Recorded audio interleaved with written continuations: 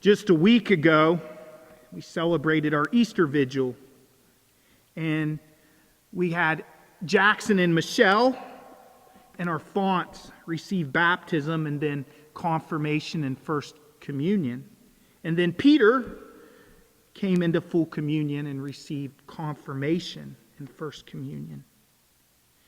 And they experienced the risen Lord. And we experienced the risen Lord. These are newest members, Jackson, Michelle, and Peter, are apostles.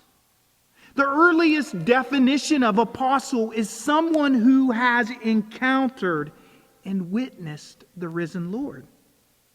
And we hear that. I'm impressed with Jackson, who wrote me a note and said he sees this as something that will affect the rest of his life.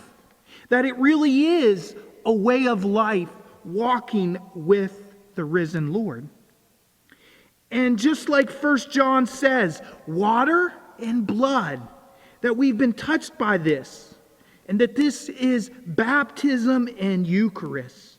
And they challenge us to encounter this risen Lord in a fresh way. You see, in the future, I don't believe religion will be enough, or just to know doctrines. That we have to encounter in a fresh way this risen Lord. To be touched by him like Thomas was today. Karl Rahner puts it this way. He said, the devout Christian of the future will either be a mystic, one who has experienced something, or he or she will cease to be anything at all. It's not enough just to be born and raised Catholic, but we need to be touched in a fresh way and encounter that risen Lord.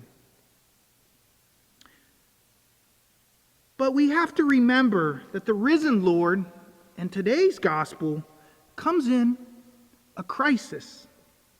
And Thomas gets a bad rap because he was really no different than any of the others. I mean, the apostles in that upper room did not believe it when Mary Magdalene came and told them that she had seen the risen Lord. And the two that were walking along Emmaus on a journey, they didn't recognize the risen Lord. And Peter, when he was on the shore, it wasn't until the beloved disciple pointed it out that he recognized the risen Lord. They were in doubt. They were in grief. They had experienced loss. And in moments of crisis, we can't go back to a former experience. But we have to allow the Lord to touch those wounds and experience in him in a fresh way. Imagine them caught up in this upper room. I mean, they thought they backed the wrong horse. That messiahs don't die on crosses. They had the guilt and even self-condemnation of their own failures. And they were afraid. These have been experiences that we've probably experienced in the past year with COVID. And yet, in the lockness of that fear and doubt and crisis is exactly where the risen Lord meets them. We need to bring our crises of faith, our wounds, and allow the risen Lord to touch us in a fresh way as we celebrate Eucharist. I'm reminded of a story of a man that I met that was going through a very difficult time. He was a Vietnam vet. And when I went to visit him, you could tell that there was just a real burden upon him. And as I looked at him, he had a necklace on. And on the necklace, there was a little piece of stone. And I asked him about it. And what happened was when he was in the Vietnam War, they were attacked.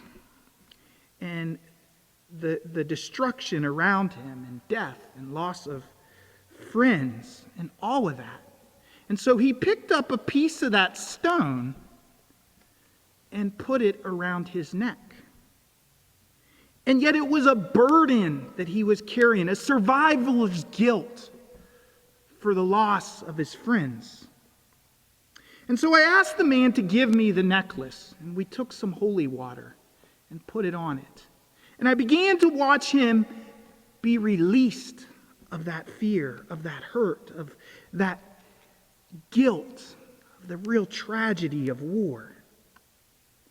And it reminded me of this upper room, that the risen Lord comes into the destruction, comes into the loss, comes into the grief, comes into the crisis.